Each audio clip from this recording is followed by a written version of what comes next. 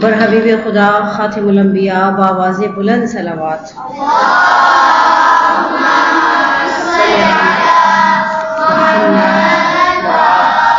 اے محمد وعجل فرجهم. اعوذ باللہ السمیع العلیم من الشیطان اللعین الرجیم. بسم اللہ الرحمن الرحیم. وبہ نستعین وہو خیر ناصر ومعین. الہی انطقنی بالہدی والہمنی التقوی. ہم آج کی اپنی اس قرآن کی داستان کو ایک عنوان دیں گے، اور وہ عنوان ہے جیسے ہم فیک سٹوری سنتے ہیں تو اس میں کوئی سٹوری سنانے سے پہلے سٹوری سنانے والا بتا دیتا ہے کہ سٹوری ہارر ہے یا نہیں ہے، لیکن یہ جو داستان ہے یہ واقعی ہارر ہے. اچھا، ہارر سے کیا ہے آپ ایکسپیکٹ کرتے ہیں اب اس میں سے ایک مانسٹر نکلے گا، اب اس میں سے ایک بھوت نکلے گا؟ نو نو نو، یہ قرآن کی داستان ہے.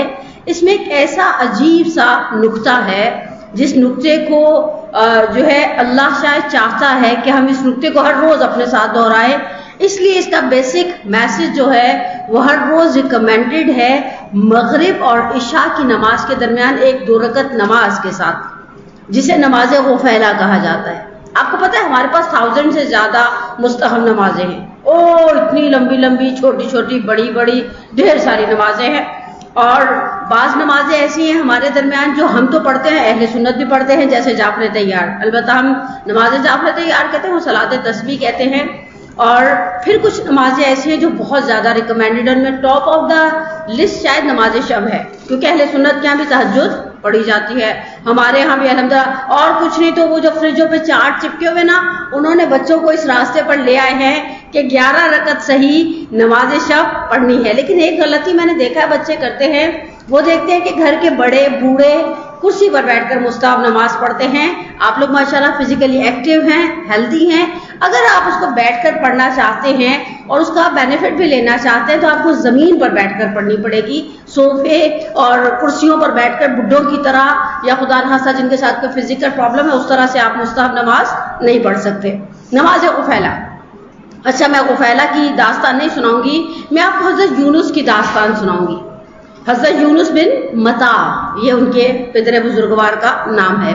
اور حضرت داؤد علیہ السلام نے ایک مرتبہ، انبیاء علیہ السلام اللہ میں سے بڑے عجیب و غریب قسم کے ڈیمانڈز کرتے تھے. جیسے حضرت موسیٰ کے باب میں بھی ملتا ہے، انہوں نے اللہ میں سے کہا جنت میں میرے پڑوس میں کون رہے گا اس آنٹی کے علاوہ؟ وہ تو بیوی ہوگی نا، بیوی تو پڑوسی نہیں ہوتا، پڑوسی ہوتا ہے، بیوی ہوتی ہے. تو اللہ نے موسیٰ سے کہا فلاں جگہ پر ایک بندہ ہے، وہ جنت میں تمہارا پڑوسی ہوگا. اسی طرح ایک دن پروردگار سے حضرت داؤد نے کہا جنت میں میرے پڑوس میں کون رہے گا؟ تو اللہ میں انہوں نے انڈیکیٹ کیا، وہ آئے تو یہ جناب متا تک پہنچے جو حضرت یونس کے والد تھے، اور بہرحال اپنے زمانے کے بہت نیک اور بہت عبادت گزار انسان تھے. اب حضرت یونس علیہ السلام کی داستان کا پہلے میں چھوٹا سا آپ کو فارمیٹ سناؤں گی، اس کے بعد اصل جو بیسک تھیم ہے ہم اس تک انشاءاللہ چلے جائیں گے. حضرت یونس کا نام قرآن نے 4 جگہ پڑھ لیا، اور 2 جگہ پر پروردگار عالم نے انہیں الگ ٹائٹل، ڈیفرنٹ ٹائٹلز کے ساتھ یاد کیا. ایک جگہ سورہ انبیاء کی آیت نمبر 87 میں ذنون، یہ نماز غفیلہ میں بھی اسی عنوان کے ساتھ پروردگار عالم نے ان کا ذکر کیا ہے. اور پھر سورہ قلم کے اندر آیت نمبر 48 کے اندر پروردگار عالم کہتے ہیں صاحب ہود کہتے ہیں مچھلی کو. اچھا، میں مسلسل آپ بچیوں کے لیے جب تھوڑا سا کو نیچے آ کر پڑھنا شروع کرتی ہوں، آج مجھے گاڑی میں بیٹھ کر اپنی غلطی کا احساس ہوا. میں لٹریچر پڑھتی ہوں، کبھی عربی میں، کبھی فارسی میں، کبھی اردو میں. میں نے سارے کام کر لیے، لکھ لیا، پرنٹ نکلوا لیے بیچارے آقا صاحب کو اذیت دے کر، لیکن میں نے یہ نہیں سوچا کہ ہود کو اردو میں کیا کہتے ہیں. آپ میں سے کسی کو پتا ہے جس مچھلی نے حضرت یونس کو نگلا تھا، کھایا نہیں تھا، اندر لے کر گئی تھی، اس مچھلی کو اردو میں کیا کہتے ہیں؟ نہیں پتا تھا، مجھے بھی نہیں پتا. میں نے اس کا فارسی نام دیکھا، نہنگ کہتے ہیں. اچھا، عربی نام دیکھا، حوت کہتے ہیں. قرآن نے بھی صاحب حوت کا ہے. میں جب آ کر اٹکی گاڑی میں بیٹھ کر جب میں بیٹھی تو مجھے احساس ہوا اللہ اکبر، گھر میں ڈکشنری پڑی تھی، بیوی کھول کر دیکھتی تو صحیح. اب میں اردو میں کس مچھلی کے نام سے آپ کو بتاؤں کہ جس مچھلی نے، چلے آپ کے لیے ہوم ٹاسک ہو جائے گا. الحمدللہ آپ کے گھروں میں ترجمے والے قرآن ہیں، کھولتی ہیں. کبھی کبھی جو آیتیں پڑھی جا رہی تھی، ہم نے کہا انما اموالکم واولادکم فتنہ، ترجمے پہ کبھی دھیان دیتے ہیں آپ لوگ؟ اچھی بات ہے. اب آپ مجھے انشاءاللہ میری آپ سے ایک مزید ملاقات ہے اس ماہ مبارک رمضان میں. آپ مجھے بتائیے گا کہ اس مچھلی کو اردو میں انگلش میں کیا کہتے ہیں جس مچھلی نے یونس علیہ السلام کو نگلا تھا, کھایا. کھاتی نا 250 دانت ہوتے مچھلیوں کے منہ میں. شارک کے منہ میں 300 دانت ہوتے ہیں, میں نے پچھلے دنوں پڑھا. یہ ایسے آرٹیکلز ہوتے ہیں, میں ان کے اوپر ہمیشہ ریلائی نہیں کرتی, کیونکہ بعض اوقات آپ ایک چیز کو آپ بچے سمجھتے ہیں گوگل علیہ السلام ہے, حالانکہ گوگل بعض جگہ پہ اس سے زیادہ لعنت کسی چیز پر نہیں پڑنی چاہیے. ڈپینڈ کرتا ہے آپ کون سے راستے سے گوگل میں داخل ہو رہے ہیں. میں اکثر کہتی ہوں, میں نے کچھ سال پہلے محفل مرسا میں میرا موضوع بھی تھا اسلامیات کا نصاب اور شیعہ ہماری انسیکیورٹیز. اس کے اندر میں نے بیٹھ کے جب کام کرنا شروع کیا تو مثلا ایک نام ہے خالد بن ولید کا, میں اکثر بچوں کو اس کی مثال دیتی ہوں. آپ اسے ویکیپیڈیا پر پڑھیں تو کہے گا سیف اللہ و اسلام, اللہ کے دین کی تلوار. یہ سب سے زیادہ ملعون شخص تھا. اس کی کریڈٹ پر جو بدترین جرائم ہے نا, مثلا اس نے مالک بن نویرہ کو مار دیا, اچھا اس کے قبیلے کے مردوں کو مار دیا, اچھا اسی رات اس کی بیوی کے ساتھ گناہ کیا, اچھا ان کے قبیلے کے مردوں کے سروں کو جلتی ہوئی دیگوں کے نیچے لکڑیوں کے اندر جھونک دیا. اب ایسے ملعون شخص, اچھا جناب سیدہ کے دروازے کے واقعے میں سب سے زیادہ بدتمیز انسان یہی تھا, اسے سب سے زیادہ جہالت کا ثبوت دیا ہے. اب آپ ایسے شخص کو توقع رکھیں میں اٹھوں اور اٹھ کے کہوں خالد بن ولید کون ہے. آپ کو اگر یاد ہو, جنہوں نے ابھی تازہ اسلامیات کا سلیبس پڑھا ہے, خالد کا نام کہاں کہاں آتا ہے. لیکن بہرحال یہ چیزیں ہیں ہمارے سامنے سوسائٹی کے اندر. آپ قرآن پڑھیں, قرآن کے حوالے سے جو آپ نے کام کرنا ہے ڈھنگ کی جگہ پر جا کر کام کریں, ایسے گوگل کھول کر نہ بیٹھ جائیے گا. لیکن جناب یونس بن متا, اچھا جناب یونس بن متا تقریباً 33 سال 33 ایئرس یا ایک روایت کے مطابق 40 سال انہوں نے اپنی قوم میں اتنی تبلیغ کی, اتنا ان کو سمجھایا بجھایا, اچھے بچے بن جاؤ, اچھے اچھے کام کیا کرو, گناہ نہ کیا کرو, بت پرستی نہ کیا کرو.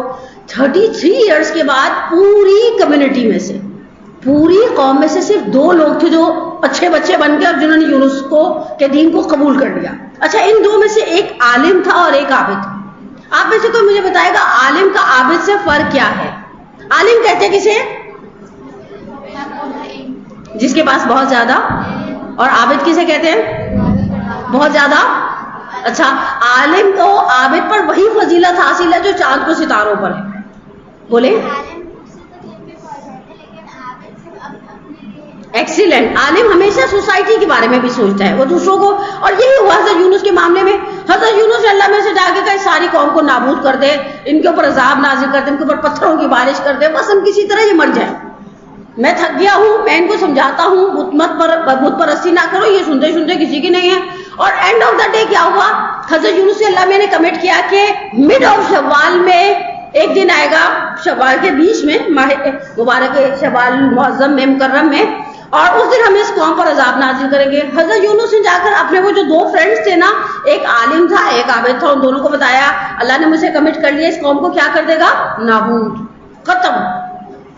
عابد نے کہا اچھا ہوا, یہ ڈیزرو کرتے ہیں, یہ سنتے نہیں ہیں آپ کی بات, یہ آپ کو بڑا اچھا. وہ کبھی کبھی ان کو پتھر مارا کرتے تھے حضرت یونس کو, جس کی وجہ سے وہ زیادہ ایگزاسٹ ہو جاتے تھے. عالم نے کہا یونس علیہ السلام سے ایسا مت کریں, آپ اللہ کے نبی ہیں, خدا نے آپ کو چنا ہوا ہے, اور یہ لوگ جاہل ہیں, ایک دن آئے گا سدھر جائیں گے. حضرت یونس تھوڑے سے غصے میں آ گئے. حضرت یونس نے کہا میں تو جا رہا ہوں, ان کے اوپر تو عذاب آنے والا ہے.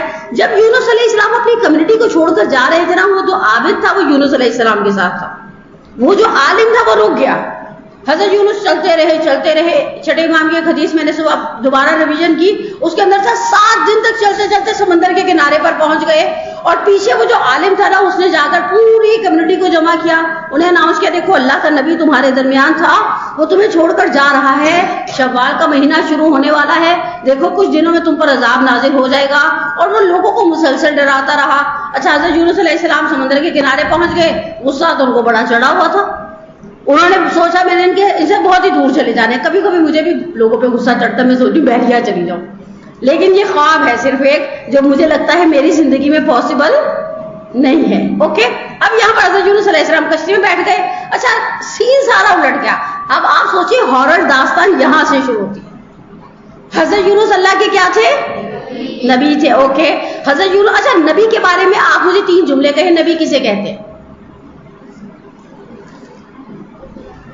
جو خدا کا پیغام لے کر آتا ہے، اوکے، اس کے علاوہ جو معجزہ دکھاتا ہے جب اس کو اپنی نبوت کو ثابت کرنا ہوتا ہے، جو معصوم ہوتے ہیں اور کوئی گناہ نہیں کرتے، اور جن کے اوپر ایک بہت بڑی ذمہ داری ہوتی ہے لوگوں کو سدھارنے کی. اسی لیے میں نے پہلے یا دوسری گفتگو میں آپ سے کہا تھا اللہ میں نے آلموسٹ اپنے انبیاء سے بکریاں چروائی ہیں تاکہ ان کو پتہ چل جائے بکریوں کو چرانا اور ان لوگوں کو دین سکھانا ایک جیسا معاملہ ہے.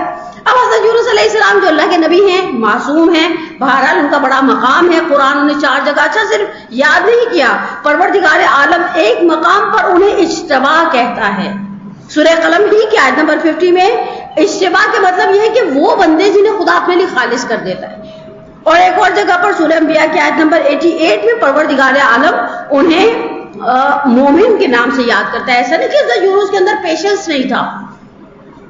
حضرت یونس علیہ السلام گئے وہاں پر ایک کشتی صاحبہ تیار کھڑی تھی. حضرت یونس نے کہا اتنا دور چلے جاؤ کہ ان کی مجھے پتہ ہی نہ چلے ان پر کیا عذاب نازل ہوا ہے. حضرت یونس علیہ السلام اس کشتی میں بیٹھ گئے.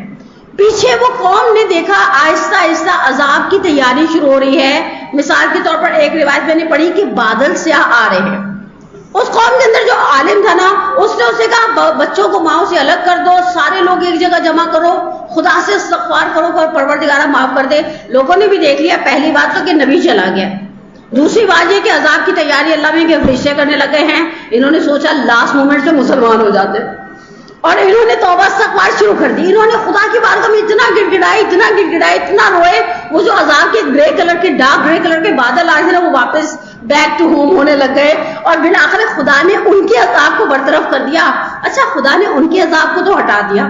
ادھر حضرت یونس کے نے بالآخر جو تھوڑی سی عذاب کے اندر جلدی مانگی تھی حضرت یونس علیہ السلام ترک اولا ہو گیا. خدا نے حضرت یونس کو بہت عجیب سا امتحان میں اور آزمائش میں یا کہا جائے ترک اولا کی سزا میں مبتلا کر دیا. حضرت یونس علیہ السلام بڑے آرام سے کشتی میں بیٹھے. لوگوں نے دیکھا یونس علیہ السلام کے چہرے پر نبوت کے آثار ہیں. وہ جو ایک اچھا انسان ہوتا ہے اس کی اچھائی اس کے چہرے سے ظاہر ہوتی ہے. آپ نے کوئی شخص دیکھا جس کی شکل سے لگتا ہو کہ اس بیچارے منہ پہ پھٹکار برس رہی ہے؟ آئے میں قربان ہو تو دیکھیے کیسے ذہین بچے ان کو اندازہ ہو جاتا ہے کہ پھٹکار برسی. جو اللہ پاک کا شکر ہے اللہ میں تھوڑا بہت نیکی کے آثار ہمارے چہروں پہ رہنے دیتا ہے. لیکن بہرحال حضرت یونس علیہ السلام کے چہرے پر نبوت کا ایک نور تھا. انبیاء کے اندر ایک وجاہت تھی. خدا نے اپنے تمام انبیاء کو بہت ہی خوبصورتی پر خلق کیا. اسی لیے ایسی وہ بیچاری بنی اسرائیل کی عورت کا حق تھا. شاید ممکن ہے اس کی جگہ کوئی دوسری مومنہ ہوتی وہ بھی موسیٰ علیہ السلام کو دیکھ کے فریفتہ ہو جاتی. یہاں پر حضرت یونس علیہ السلام مچھلی میں بیٹھے. مچھلی جیسے ہی وہ کشتی تھوڑا سا سمندر کے بیچ میں پہنچی ایک بڑی سی وہ والی مچھلی جس کا نام مجھے اردو میں نہیں آتا، ٹھیک ہے. اب وہ مچھلی کشتی کے گرد چکر لگانے لگ گئی. اس زمانے کے لوگوں کا ٹرینڈ ہوتا تھا کہ یہ مچھلی جو ہے نا وہ قربانی مانگ رہی ہے. ہمارے درمیان کوئی گناہ گار ہے، یہ مچھلی خدا کے عذاب کی صورت میں ہے. ایک گناہ گار کوئی نہ کوئی. اچھا پہلے اس نے اناؤنس کیا جو کشتی چلا رہا تھا کیپٹن، اس نے کہا جو گناہ گار ہے وہ خود ہی چھلانگ لگا دے. کسی نے چھلانگ، اچھا اس کشتی میں اور آپ بیٹھے ہوتے چھلانگ لگاتے ہیں؟ ہم اپنے آپ کو کتنا انوسنٹ کیسے سمجھ لیتے ہیں. میں اور آپ ہوتے سچی بات بتائیں چھلانگ لگاتے؟ کیوں نہیں لگاتے؟ کیوں؟ ہم نے کیا جان. اچھا وہ جب پتہ چل رہا ہے کہ بھائی اس کراؤڈ کے اندر ایک گناہ گار ہے، اس گناہ گار کے پیچھے خدا نے اس مچھلی کو بھیج دیا ہے تاکہ ایک عذاب کا بگل بچ جائے. ایک انڈیکیٹر ہوتا ہے نا، نشانی ہوتی ہے. اب فرض کرے وہ کیپٹن بیچارہ اعلان کرے جو گناہ گار ہے خود ہی کود جائے. کوئی کودنے پر تیار؟ اچھا یہاں پر بیلٹنگ کا کام شروع ہو گیا. پوری دنیا میں ایک اصول ہے قرآن اندازی کا، بیلٹنگ. انہوں نے بیلٹنگ کرنا شروع کی. پہلا پرچی نکلی اس کے اوپر یونس کا نام تھا.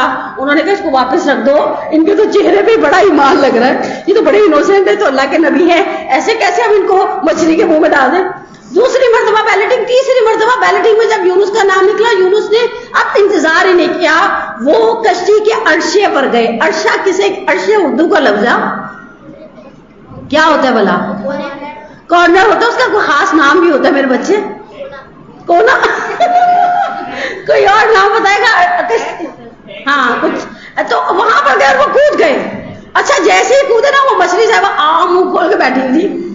مچھلی کو اللہ کا حکم تھا دیکھو اسے چبانا نہیں، دانت لگانا اپنی پوری باڈی کو حکم دے دو, اسے کسی قسم کی اذیت پہنچنی نہیں چاہیے. چھٹے امام کی ایک روایت کے مطابق 3 دن, ایک روایت کے مطابق 7 دن مچھلی کے منہ میں جیسے ہی یونس نے چھلانگ لگائی تو مچھلی ان کی زبان کے دہانے پر تو نہیں رکھنا تھا, وہ انہیں اپنی وینز میں سے گزارتی گزارتی ڈائریکٹ معدے میں پہنچا دیا. اب آپ سوچیں یونس کتنی ظلمات میں تھے, اندھیرے میں تھے. ایک مچھلی کا اوپر والی لیئر, پھر اندر والی لیئر, پھر تیسری چوتھی, ڈھیر ساری لیئرز ہوتی ہیں. بالآخر اندر جب پہنچے نا تو یونس علیہ السلام کو احساس ہوا کہ کوئی بات ایسی ہے جو اللہ کو بری لگ گئی ہے. اب یہاں پر سورہ انبیاء کی وہ خوبصورت آیت ہے کہ فنادى في الظلمات ان لا الہ الا انت سبحانک انی کنت فاستجبنا له ونجیناہ من الغم وکذالک ایکسیلنٹ. جب وہ تاریکی میں پہنچ گیا, اچھا یونس علیہ السلام کو احساس ہو گیا کچھ ہوا ہے جو مجھ سے غلط ہوا ہے, اور یہ چیز اللہ چاہتا ہے, آپ سے اور مجھ سے بھی چاہتا ہے. بڑا ہی پیارا شعر ہے یہ. بات شعر نا میں نے پتہ نہیں اسکول لائف میں کہاں بچپنے میں یاد کیا, میں اب میموری کو جھاڑتی ہوں تو اس میں سے نکل آتے ہیں. رحمت یہ چاہتی ہے, رحمت یعنی اللہ, رحمت یہ چاہتی ہے کہ اپنی زبان سے کہہ دے گناہ گار کہ تقصیر ہو گیا. اللہ میاں میں مانتی ہوں مجھ سے گناہ ہو گیا. اور کمال کیا ہے, یہاں پر 2 اچھے پیغامات ہیں. میں یہ پیغامات دوں اور دعائیہ کلمات میں چلی جاؤں. ہر روز میں جب ریکارڈنگ دیکھتی ہوں تو میں پریشان ہوتی ہوں, وہی خدا میں کتنا ٹائم لے لیتی ہوں آپ لوگوں کا. لیکن بہرحال یہاں پر پہلا کام حضرت یونس نے جیسے ہی یہ لا الہ الا انت سبحانک انی کنت من الظالمین کی پڑھنا شروع کیا, ادھر ایک اور داستان تھی جو حضرت یونس کے ساتھ کلیش کر گئی. آپ کے ذہن میں اگر آپ نے کبھی خود سے پڑھی ہو, کسی مجلس میں سنی ہو, کبھی اماں دادی نانی سے سنی ہو, حضرت موسیٰ علیہ السلام کی داستان. حضرت موسیٰ علیہ السلام کی داستانیں بہت ساری. حضرت موسیٰ کو اللہ نے کچھ 100 کے لگ بھگ آیتوں میں موسیٰ علیہ السلام ہے, موسیٰ ہے, موسیٰ کی امی جان ہے, موسیٰ کی بہن ہے, موسیٰ ہے, فرعون ہے, اور حضرت آسیہ ہے, موسیٰ ہے, شعیب ہے, شعیب کی بیٹیاں ہیں, موسیٰ ہے, وہ قبطی ہے, اور وہ سامری کی داستان تو میں نے بھی آپ کو سنائی تھی, یاد ہے نا. اور اسی طرح کی ایک ٹرائنگل ہے جہاں موسیٰ ہے, موسیٰ کے بھائی کون تھے؟ شاباش. میں تو گھر جا کر دورہ کا شکرانہ پڑھوں ظہرین کے درمیان تو حق رکھتی ہوں. کل رات کو میں کہیں پر تھی کلاس میں نے آپ کو بڑے ہی دل سے یاد کیا, اور گھر آ کر میں نے دعا بھی کی. میں نے کہا یہ گرین آئلینڈ کی بچیاں بڑی اچھی بچیاں ہیں, اللہ نے ان سب کو دنیا اور آخرت میں سنہری کامیابی دے, اور آپ ایسے حشاش بشاش رہے کیونکہ آپ اچھے بچے ہیں اور میری بات کو یاد. ورنہ کبھی کبھی تو صبح شیطان وسوسہ کرتا ہے اور کہتا ہے بیوی سو جا, مو ہی جا. ہمارے پنجابی میں کہتے ہیں مو جا یعنی مر جا, اور مجھے شیطان وسوسہ کرتا ہے سوئی مری رہو, اٹھ کر اسکول جانے کی ضرورت, بچے کو یاد نہیں. لیکن آپ نے میرے اس غلط سوچ کو جو شیطانی وسوسہ تھا اسے باطل ثابت کر دیا. موسیٰ ہے, ہارون ہے, اور موسیٰ اور ہارون کا ایک کزن تھا قارون. قارون کا نام آپ نے پتہ ایک چیز کے ساتھ جڑا ہوا سنا ہوگا, مس عقیلہ, خزانہ. آئے ہائے, اس کے بعد بڑا پیسہ تھا. قارون کا خزانہ. ہاں جیسے کہتے ہیں نا بیٹھ کر کھانے سے تو قارون کا خزانہ بھی ختم ہو جاتا ہے, یعنی کھاتے رہے. پتہ نہیں اونٹوں پر اس کی چابیاں لاتی جاتی تھی. میں نے تھوڑے دن پہلے آنکھیں بند کر کے سوچا, بچپن میں نے ایک پروگرام دیکھا تھا علی بابا اور 40 چور والا, اس میں بھی وہ ایک اس میں داخل ہوتا ہے اور بہت سارے سونے کے زیورات. بندہ پوچھے جھنڈوں میں جائے ایسا سونا, کراچی کے حالات ایسے ہیں کہ بندہ چوڑیاں پہن کر جائے. نہیں سیدہ پہن سکتے ہم نہیں, ڈر ہی لگا رہتا ہے. لیکن بہرحال قارون کا خزانہ تھا. حضرت موسیٰ اور حضرت ہارون نے قارون کو جا کر, اچھا جن کی بہن کا منگیتر بھی تھا, وہ اسی بہن کا جو حضرت رسول خدا کی زوجہ کی حیثیت سے رہے گی, بڑی لاڈلی بہن تھی موسیٰ اور ہارون کی. اچھا قارون جو ہے, جس دن حضرت موسیٰ گئے انہوں نے کہا اپنے پیسے سے زکات دو. قارون نے کہا یہ پیسہ میرا ہے, میں تمہیں کیوں دوں. آپس میں دونوں کی آرگیو ہوئی. قارون کا بالآخر قارون پر عذاب آیا. خدا نے فرشتے کو حکم دیا قارون کو ہر روز زمین اپنے اندر دھستی رہے گی. دھسنا سمجھتے ہیں کیسے ہوتا ہے؟ جیسے زلزل, ٹھیک ہے, کوئی چیز آپ کھڑے ہو وہ آپ کو اپنے اندر کھینچتی رہے. اچھا ایک اللہ میرے فرشتہ بھی عذاب کا رکھا ہوا تھا, وہ ہر روز ایک نارمل آدمی کی لینتھ کے اعتبار سے قارون کو زمین میں دھساتا تو اس کو تکلیف ہوتی تھی اس عمل سے. جیسے ہی حضرت یونس کی وہ جو مچھلی تھی نا, جس کا نام مجھے نہیں یاد آ رہا, وہ ایک سمندر سے دوسرے سے تیسرے وہ ایجپٹ پہنچ گئی, مصر کے قریب, ٹھیک ہے. وہاں پر حضرت یونس مسلسل پڑھ رہے تھے لا الہ الا انت, من الظالمین. اچھا ادھر وہ بیچارہ قارون جس کو فرشتہ روز میرا خیال اس کے سر پہ مار کے اسے زمین میں ایسے ہی گاڑتا ہوگا, اس نے قارون نے اپنے فرشتے سے کہا ٹھہرو, مجھے زمین کی تہوں میں, اس اندھیرے میں, اس سمندر کے سناٹے میں کسی انسان کی آواز آ رہی ہے. فرشتے نے اللہ میاں سے پوچھا یہ کہہ رہا ہے کہ تھوڑی دیر کے لیے روک دو, روکوں یا نہیں روکوں؟ اللہ میاں کا روک دو. اللہ میاں کو رحم آ گیا, قارون کی ایک ڈیمانڈ تھی اللہ میاں نے پوری کر دی. قارون نے آواز دی, ادھر وہ مچھلی گزر رہی ہے, ادھر بیچارہ قارون صاحب زمین کے اندر دھس رہے ہیں. قارون نے آواز دی, یہ آواز انسان کی کہاں سے ہے؟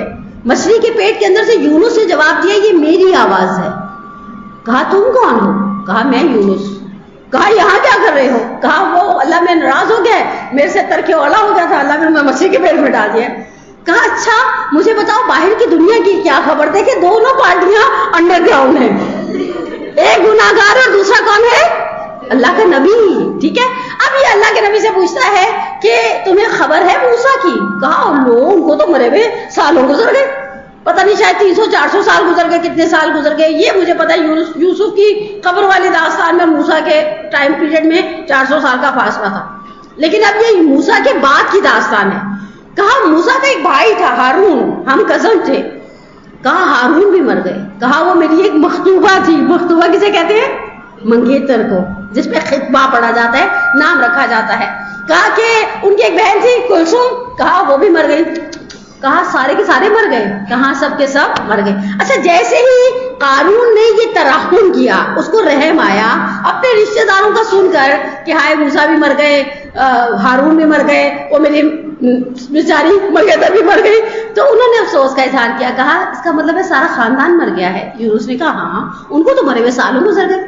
اب یہ جو ترحم ہے, انسان کا اپنی فیملی کے لیے ڈیووٹڈ ہونا, ان کے لیے دل جلانا, ان کے لیے کٹیسی شو کرنا, پروردگار عالم نے وہ جو فرشتہ تھا نا عذاب والا, اسے کہا قارون کا عذاب روک دے. فرشتے نے پوچھا پروردگارہ کیوں؟ کہا اس نے اپنے خاندان کے افراد کا دکھ جب سنا تو اس کی نسبت کیا دکھایا؟ رحم. تھوڑا سا ہوتا ہے نا کٹیسی دکھاتا ہے انسان, نرم دلی دکھاتا ہے, لیکن بہرحال یہ نرم دلی ہمارے لیے ایک پیغام رکھتی ہے. ہم اپنے زندوں اور مردوں کی نسبت احساس ہے, اللہ یہ چاہتا ہے کہ انسان کے اندر رحمت کا, رحم کا, سافٹنس, ایک کائنڈنس, ایک ہمبلنس, کچھ بھی آپ اس کو نام دے دیں, رحمت ہے, عطوفت ہے, محبت ہے, کچھ بھی سوچ لے, یہ چیز ہونی چاہیے. اور بہرحال اس کے اثرات ہماری زندگی میں ہیں. میں نے اتفاق 5-6 دن پہلے یہ لاسٹ ویک میں ایک پلیٹ فارم کے اوپر ایک روایت مولا کائنات علی بن ابی طالب علیہ السلام صلی علی محمد وعجل فرجم, وہ روایت پڑھی اور بس میں غفیلہ کا پیغام دے کر بات ختم کر دوں. مولا کائنات نے آپ کو پتہ ہے فیملی کی 3 کوالٹیز کو بیان کیا ہے. فیملی نہیں, کمیونٹی, عشیرہ, قبیلہ. پہلی مولا کہتے ہیں بینیفٹس بیان کر رہے ہیں. امیر المومنین مکتوب نمبر ظاہراً 31 ہے, اس میں امیر المومنین فرما رہے ہیں یہ گویا, میرے الفاظ میں مفہوم ہے مولا کے جملوں کا, یہ گویا 2 پر ہیں تمہارے پرواز کے لیے. یہ جو ہمارا ایک کمیونٹی سیٹ اپ ہوتا ہے, دیکھیں آپ کا ایک کمیونٹی سیٹ اپ ہے یا نہیں ہے؟ آپ میں سے کچھ بچے سید ہیں, کوئی سید ہے؟ ہاتھ کھڑا کرے. واو. آپ سادات کا بھی ایک کمیونٹی سیٹ اپ ہوتا ہے, جیسے امروہہ سادات میں پورا ان کا اپنا قبرستان ہے, کمیونٹی سینٹر ہے. وہ جو کھوجے بچے ہیں ہمارے, ان کا بھی ایک کمیونٹی سیٹ اپ ہے, قبرستان ہے, کمیونٹی سینٹر ہے. ہم ہیں, ہمارا ایک کمیونٹی سینٹر ہے. یہ جو سیٹ اپ ہے اس کا کوئی فائدہ ہے یا نہیں ہے؟ ویسے بچوں کو کمیونٹی سے کوئی سروکار ہوتا ہے؟ بالکل بھی نہیں ہوتا. اگر میں آپ کو کہوں ایک دن فارم ہاؤس چلتے ہیں, ابا کا پورا خاندان جمع کر کے, ابا کی پھپھیاں, ابا کی پھپھیوں کی بیٹیاں, ان کی بہویں, ان کے بچے, اور ایک دن فارم ہاؤس چلتے ہیں صرف فرینڈس کے ساتھ, آپ کزنس کے ساتھ یعنی رشتے داروں کے ساتھ جائیں گے یا سہیلیوں کے ساتھ؟ میں قربان ہو جاؤں, مجھے پتا تھا. آپ کو لگتا ہے میں نے بچے نہیں دیکھے؟ مجھے پہلے ہی پتا تھا. یہ ہمیشہ ہم رشتے داروں سے بھاگنے کے چکر میں کیوں رہتے ہیں؟ اب آپ خود سوچیں, میں مر جاؤں گی تو میری سہیلیاں بعد میں آئیں گی, پہلے میرے رشتے دار آئیں گے جو گنتی کے 2-4 ہیں شہر کراچی میں. سہیلیاں کیوں؟ اچھا میں نے ایک دفعہ بچوں سے ایسے بیٹھ کے پوچھا, میں نے کہا سہیلیاں کیوں؟ تو کہنے لگی رشتے دار ایسی باتیں کرتے ہیں جو ذرا چپ جاتی ہیں. اچھا سہیلیاں ایسی کوئی بات نہیں کرتی؟ نرجس آپ ذرا ان کے موقف کی تائید کریں گے, وہ کرتی ہیں, ہمیں ناگوار گزرتی کیونکہ آپ نے اپنی آنکھوں پر ایک کلرڈ گلاسز لگائے ہوئے ہیں. سہیلیاں جو کہیں صحیح ہے. فارسی کا ایک شعر ہے، ہر سے ازیار رسد نیکوست، جس سے آپ محبت کرتے ہو اس کی ہر بات ہی بری لگتی ہے. کون کہتا ہے محبوب میرا گنجا ہے، چاند کے سر پہ کبھی بال ہوا کرتے ہیں. یہ حال ہوتا ہے انسان کا محبت میں. آپ کو دوستوں سے محبت ہے، آپ کو ان کی برائی اور آپ کو ابا کی پھپھی سے کوئی انٹرسٹ نہیں ہے، تو وہ کچھ کہہ دیں تو برا. وہ بیچارے اتنا بھی کہتے ہیں کہ ارے تم کتنی بڑی ہو گئی ہو، لمبی ہوتی جا رہی ہو، تو ابھی بچوں کو برا بعض کا لگ جاتا ہے نا. یہ جب ملتی ہیں ایسی ہی باتیں کرتی ہیں. سہیلیاں بھی ایسی باتیں کرتی ہیں، آپ بے فکر ہیں. خیر، مولا نے کہا یہ تمہارے دو بازو ہیں کس چیز کے لیے. پھر مولا نے کہا یہ تمہیں عدم احساس تنہائی سے نکالتا ہے. یہ مشکل اردو ہو گئی نا. عدم محدث صاحب تو اس کلاس میں تھی، میرا بچہ اس کو ایکسپلین کرے ذرا بچوں کے لیے. ہاں، تنہائی البتہ اگر رشتہ داروں سے بنا کے رکھے، کمیونٹی کے ساتھ اٹھنا بیٹھنا رہے، ہم ان کی خوشی غمی میں، ہم ان کی خوشی غمی میں شریک ہیں اور متقابلاً وہ ہماری خوشی غمی میں شریک ہیں. اور تیسرا جملہ مولا نے کہا یہ دو بازو ہیں دفاع کرنے کے لیے. اور وہاں پر بہرحال میں نے فرزدق کی ایک داستان پڑھی. بات ختم کر دیں. اپنی کمیونٹی کی نسبت آپ کو لائل ہونا چاہیے. اور مولا کا تو ایک جملہ بڑا ہی عجیب ہے، انسان کتنا ہی پیسے والا کیوں نہ ہو جائے وہ اپنی کمیونٹی کے ساتھ ہی ہے. اور پرندہ پروں سے اور انسان کمیونٹی سے پرواز کرتا ہے، ایسے بہت سارے جملے ہیں. لیکن یہاں پر قارون کا اپنے رشتہ داروں کے ساتھ رحم دکھانا اللہ عز و جل کو اچھا لگا اور خدا نے ان کے عذاب کو تخفیف دے دی، اسے تھوڑا سا فریڈم مل گیا. اور آخری پیغام اس آیت کے حوالے سے جو آیت سورہ انبیاء کی ہے 87 اور 88، وَظَنُّونَ إِذْ ذَهَبَ مُغَاضِبًا فَظَنَّ أَن لَّن نَّقْدِرَ عَلَيْهِ. پتہ ہے جب وہ غصے میں نکلے تھے نا، مغاضباً یعنی غضب کے عالم میں. حضرت یونس جب قوم سے باہر نکلے تھے، حضرت یونس کا موڈ اچھا تھا، چل تھا، یا وہ غصے میں تھے؟ obviously اینگری مین تھے. ان کو ان سب کا غصہ چڑھا ہوا تھا، وہ چاہتے تھے یہ سارے کے سارے ختم ہو جائیں. فَظَنَّ أَن لَّن نَّقْدِرَ عَلَيْهِ. یہاں آگے طباطبائی نے بہت ہی پیاری تفسیر کی ہے اور مزے کی بات ہے، مجھے شیعہ تفسیروں میں سب سے زیادہ مزہ ان کی تفسیر پڑھ کر آیا.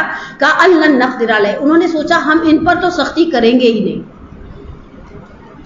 خدا کا ایک مزاج ہے، خدا جب سختی کرنے پر آئے نا تو انبیاء کو چھوٹی چھوٹی کوتاہیوں کے مقابلے میں مچھلی کے پیٹ میں پہنچا دے. اور اگر خدا معاف کرنے پر آئے تو وہ جو سارے اتنے گناہ گار تھے جنہیں 33 سال سے اللہ کا ایک نبی کہہ رہا تھا سدھر جاؤ سدھر جاؤ سدھر جاؤ، نہیں سدھرے، خدا معاف کرنے پر آئے تو ان کی توبہ کو قبول کر لے. یہ جو ہمارے اندر یہ فیلنگز ہوتی ہے نا ہم پر، فَظَنَّ أَن لَّن نَّقْدِرَ عَلَيْهِ، اللہ میں مجھ پر تو سختی کرے گا نہیں. کیوں؟ کیونکہ میں تو نیک ہوں، ویسے مجھے ایسی کوئی خوشگمانی نہیں. اور پھر پروردگار کہتا ہے کہ ہم نے انہیں کہاں پہنچا دیا، پھر ظلمات. میں کبھی سوچتی ہوں کیسا ہال اٹھا ہوگا حضرت یونس کو جب وہ مچھلی کے پیٹ میں گئے. اور کمال کی بات کیا ہے، جب انہیں مچھلی کو حکم ہو گیا انہوں نے کہا فَظَنَّ أَن لَّن نَّقْدِرَ، اور کہہ دیا اللہ الہ الا انت، ذکر یونسیہ پڑھ دیا. خدا کو فَاسْتَجَابَ لَهُ وَنَجَّيْنَاهُ مِنَ الْغَمِّ. یہاں فائے تعجیل ہے، فوراً اللہ نے کہا مچھلی کو اسے تھوک دو. مچھلی جیسے خدا کے حکم پر آئی تھی اندر لے گئی تھی ویسے وہ گئی ایک ساحل میں. اب کیا یونس علیہ السلام باہر، لیکن یہ 7 دن یا 3 دن یا کچھ گھنٹے یا کچھ ساعت جو مچھلی کے پیٹ میں رہی تھی، جو ساری سکن تھی وہ ڈیزالو ہو گئی تھی. یونس کا جسم نازنین نخیف اور لاغر اور عجیب، ان کی سکن کا بیڑا غرق ہو گیا تھا. یہ بیڑا غرق میں اپنے الفاظ میں ایکسپلین کری. خدا بند عالم نے زمین کو حکم دیا یہاں ایک کدو کی بیل اگے گی، اور کدو کی بیل اگی. اور مجھے نہیں پتا یہ تو کوئی اسکن اسپیشلسٹ ہی بتا سکتا ہے کہ کدو میں ایسے کون سے فائدے ہیں انسان کی کھال کے لیے. وہ اگی اور اس سے حضرت یونس علیہ السلام کو ریلیف ملا اور بالآخر یونس علیہ السلام اپنی قوم میں واپس چلے گئے. بس آخری پیغام، اپنی نیکیوں پر زیادہ ناز کرنے کی ضرورت نہیں ہے. خدا جب پکڑنے پر آئے، یعنی یہ جو جملہ ہے نا یہ واقعاً رونگٹے کھڑے کر دیتا ہے. اگر کوئی عربی گرامر کی تھوڑی سی جیم سے بھی آگاہ ہو کہ فَظَنَّ أَن لَّن نَّقْدِرَ عَلَيْهِ، ہم نے بھی یہ سوچا ہوا ہے کہیں نہ کہیں کہ خدا ہم پر عذاب نازل نہیں کرے. اور ہمیں ڈرنا، ہم ڈرتے نہیں، آپ کو لگتا ہے ہم ڈرتے ہیں. کبھی کبھی مجھے لگتا ہے لوگوں کا ایٹیچیوڈ دیکھ کر دنیا ساری کی ساری جہنم میں چلی جائے گی. ہم تو ایسے جیسے ہمارے لیے وہاں VIP ٹرینیں چل رہی ہوں گی میدان محشر میں، اور ہمیں گاڑی میں بٹھا کر کہا جائے گا جاؤ تم جنت میں چلے جاؤ. 4 نیکیاں کرتے ہیں، مسلسل یہ سوچتے ہیں کہ ہم دوسروں سے بہتر ہیں. جو بچے 11 رکعت نماز شب پڑھتے ہیں اور وہ دیکھتے ہیں گھر میں کوئی ایسا شخص ہے جو نماز شب کے لیے اٹھا ہوا بھی نہیں پڑھ رہا، اس کے دل میں پہلا خیال کیا آتا ہے؟ میں اسے، ہاں تمہیں تو توفیق ہی نہیں ہوتی، ایسا ہے کہ نہیں ہے؟ اچھا جو ذرا 4 دعائیں پڑھ لیتے ہیں، کبھی کبھی ایسا ہوتا ہے رمضان میں لوگ نارملی لوگوں کا مزاج ہوتا ہے کہ آج 9واں روزہ ہے، آج لوگوں کا کون سا سپارہ چل رہا ہوگا؟ 9واں، کوئی 17ویں سپارے پر پہنچ جائے۔ بعض لوگ کی سپیڈ بڑی اچھی ہوتی ہے، آپ نے کبھی اسٹاپ واچ لگا کر دیکھا ہے آپ کو ایک سپارہ پڑھنے میں کتنی دیر لگتی ہے؟ کتنی دیر لگتی ہے؟ آدھا گھنٹہ، 1 گھنٹہ، اوئے اوئے 45 منٹ۔ اور سب سے فاسٹ آپ میں سے کون ہے؟ آدھا گھنٹہ، گریٹ۔ اچھا آپ کا آدھا گھنٹے سے ایوریج نکالو ذرا، اگر آپ نان اسٹاپ قرآن پڑھو کتنی دیر میں قرآن ختم کرو گی؟ 15 گھنٹے میں۔ کامن سینس کی بات ہے، قرآن کے کتنے سپارے ہیں اور آپ اس کو 30 منٹ میں پورا کر لیتے ہیں، 1 گھنٹے میں 2 سپارے، 15 گھنٹے میں پورا۔ ویسے میں نے ایک کیلکولیشن دیکھی تھی ڈاکٹر ناصر رفیع کی بک میں، انہوں نے کہا اگر ایک آدمی نارملی 20 منٹ میں 1 سپارہ پڑھ لیتا ہے تو وہ 8 گھنٹے کے اندر قرآن ختم۔ میں نے کہا آقا اس کے لیے اچھی عادت چاہیے قرآن پڑھنے کی، اور اس کا آسان طریقہ پتہ ہے کیسے بتاؤں؟ کہ جو صورتیں ہم ہر روز پڑھتے ہیں ان میں ہماری سپیڈ اچھی ہوتی ہے، جو سپیڈ ہماری یاسین پڑھنے کی ہے وہ مجادلہ پڑھنے کی، سب کا ایسا حال ہے۔ لیکن بہرحال آپ عبادت کر رہے ہیں، خدا سے ایک چیز پناہ مانگے جو امام سجاد نے مانگی، وہ کہتے ہیں پروردگارہ مجھے عبادت کرنے کی توفیق دے، لیکن یہ جو اندر سے خود نمائی ہے نا کہ ہائے اللہ میں سب سے زیادہ نیک ہوں، میں ہی سب سے زیادہ اچھے کام کرتی ہوں، میں ہی سب سے زیادہ عبادت گزار ہوں، یہ چیز آپ کی عبادت کو ویسے ہی برباد کر دے گی جیسے اگر آپ کے امی جان نے 2 کلو دودھ کو جوش سے لا کے رکھا ہو، آپ اس میں 1 قطرہ لیموں کا ڈال دیں، سارے کا سارا دودھ گیا، پھٹ جائے گا۔ اسی طرح سے عبادتیں غرق ہو جائیں گی۔ پروردگارہ تو نے یونس علیہ السلام پر سختی کی اور اس پیغام کو چاہا کہ ہم ہر روز غفیلہ کے نام پر اپنے آپ کے ساتھ دہرائیں، بحق محمد و آل محمد مہلت کے ذریعے ہمارا امتحان نہ لینا اور اس ماہ مبارک رمضان کو ہمارا آخری ماہ مبارک رمضان قرار نہ دینا۔ سب سے بڑی تو ہماری ایک ہی دعا تھی، اللہم اجل ولیک الفرج، پروردگار تو ہمارے امام کے ظہور میں تعجیل فرما، ہمارے گناہ کبیرہ و صغیرہ کو معاف فرما، پروردگار بحق محمد و آل محمد اس مہینے میں ہمیں اپنی اصلاح کرنے کی توفیق عطا فرما، اور پروردگار جن کو بہت زیادہ روزہ لگتا ہے انہیں روزے میں سیلف کنٹرول عنایت فرما۔ آخری جملہ بڑا مزیدار سا ہے، مولا کی ایک روایت ہے، مسلسل رمضان کلاسوں میں ایسی روایتیں سننے میں بھی آ رہی ہیں، دیکھنے میں بھی آ رہی ہیں، روزہ صبر کو بڑھا دیتا ہے۔ جب میں یہ قول معصوم سنتی ہوں میں سوچتی ہوں اللہ میں ہمارا تو پچھلا بھی چلا جاتا ہے۔ ایسا ہے کیونکہ ہم روزے کو صحیح طرح سے سمجھتے نہیں ہیں، اور تھوڑا سا امیوں کی ہیلپ کرنے پر بھی ہاتھ رکھنا چاہیے بچوں کو۔ روزہ رکھنے کا مطلب یہ نہیں ہے کہ صرف آپ کا روزہ ہے، کتب علیکم الصیام کما کتب علی الذین، پوری دنیا میں جتنے مسلمان ہیں سب کا روزہ ہے، صرف آپ کا روزہ۔ میں نے اس دن گرلز گائیڈ کی بچیوں کو کہا، بعض اوقات بچیاں کہتی ہیں بنا دوں گی شربت، آپ کو کیا پرابلم ہے؟ تو وہاں پر ہماری ایک کو ٹیچر بیٹھی ہوئی، میں نے ان سے کہا میں بھی آپ جواب دیں، کہتے ہیں نہیں بھائی میری اپنی بیٹی سامنے بیٹھی ہوئی، میں نے کوئی جواب، میں نے کہا بحث یہ نہیں ہے کہ بیٹی بیٹھی ہے یا نہیں بیٹھی، بحث یہ کہ آپ سب بیٹیاں ہیں، رمضان کی افطاری کے دسترخوان پر کتنا کنٹریبیوٹ ہے آپ کا؟ کام کرنے میں، کھانے میں نہیں۔ یہ کہیں گے آدھا کام کرتے ہیں، وہ بناتے ہیں ہم کھاتے ہیں، کام کرنے میں کتنا کنٹریبیوٹ ہے؟ ٹھیک ہے اگر آپ روٹی بنانے میں اچھے نہیں ہیں، آٹا تو گھون سکتے ہیں نا، اور بہت سارے کام کر سکتے ہیں نا، امیوں کو کہہ سکتے ہیں نا امی آپ نے صبح سے مثلاً، اور سارا دن تو بہت سارے گھروں میں بیلیں ہی بجتی رہتی ہے بھائی، امی کو چاہیے دروازے پر ایک ہائر کر لے جو دروازہ کھول بند کرے، تو آپ کا کنٹریبیوشن کتنا ہونا چاہیے اصولاً؟ 40%، 50%۔ آپ لوگ جوان ہیں، تازہ دم ہیں، 70-30 کا ریشو ہونا چاہیے، 70% آپ، 30% اماں۔ اور ہوتا ویسے کیسے ہے، میں کچھ نہیں بول رہی، پروردگارہ یہ میری بیٹیاں، یہ ہماری بچیاں، یہ ہماری ٹوز، یہ ہمارا کلیجہ، یہ ہماری آنکھوں کا نور، یہ ہمارے دل کا سرور، یہ ہمارے گھروں کی رونق، انہیں ماؤں کے ساتھ مدد کرنے کی شاباش۔ اب اپنی صحت سلامتی اور ایسی آپ امی کے ساتھ بھی ایسے ہنستے ہوئے کام کرنا ہے، روتے ہوئے شکل بنا کے کام نہیں کرنے۔ ہمارے یہاں پنجابی میں محاورہ ہے، بکری دودھ دیتی ہے اس کے اندر مہنگیاں ڈال دیتی ہے، پھر دودھ پی کر مزہ نہیں آتا۔ ویسے بکری کی مہنگیاں نجس ہے یا پاک؟ میں قربان ہو جاؤں، یہ کیسی فقیہات ہے، بکری کی مینگنی نجس ہے یا پاک؟ نجس نہیں کچھ نہیں کہہ رہی بھائی، میں کچھ نہیں کہہ رہی، سوال یہ نشان ہے. دوسرا سوال ہو گیا، پہلا وہ مچھلی کا نام اور دوسرا یہ. لیکن مہاراج جی جو کام کرتے ہیں رو رو کے پیر پٹک پٹک کے، ایسے کام کرنے میں مزہ. اور ویسے آپ نے آدھوں نے صحیح جواب دیا، آدھوں نے غلط جواب دیا. اب میں یہ نہیں بولوں گی کس نے صحیح جواب دیا. بکری کی مینگنیاں پاک ہوتی ہیں، میرا بچہ حلال گوشت جانور ہے، خدا سے ڈرے تھوڑا سا. یہ نجس ہوتی ہے. پاک کیا ہوتی ہے؟ ان کے بچوں کو ہونے دینا. کنفیوز ہے، کنفیوز رہے. دوبارہ ہم ایک دوسرے کے سامنے انشاءاللہ آئے جائیں گے نا. آپ 2 سوالوں کا جواب لے کر، اچھا جو مجھے مسئلہ بتائے، مسئلہ نمبر بتائے. میں آپ کو یہاں بیٹھ کے مسئلہ نمبر بتاتی ہوں یا نہیں بتاتی؟ اور ایک دن میں نے آپ سے پوچھا مسئلہ نمبر بتائیں گی یا نہیں بتائیں گی؟ گریٹ. پھر ملیں گے. ایک صلوات پڑھے محمد والے.